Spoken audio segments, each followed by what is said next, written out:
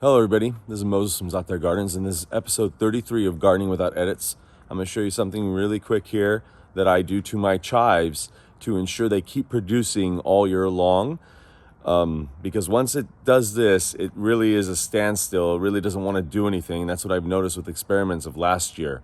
So I'm going to show you right now. It's really quick. So here's my chives. There's giant, 2 garlic, and a common chive.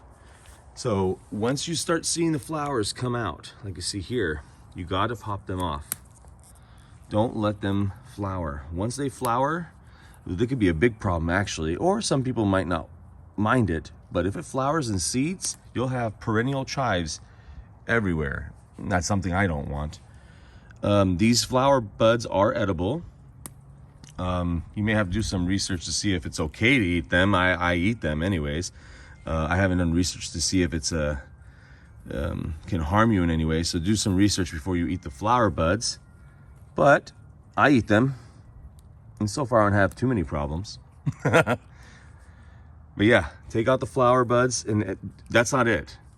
The weeks come on, it's going to keep producing and producing, and these will start going too. Unfortunately, by doing this, you're going to miss out on beautiful flowers, because I call this the Dr. Seuss plant, because it looks like beautiful, like purple pom-poms or white pom-poms, but I can't afford those seeds to go everywhere.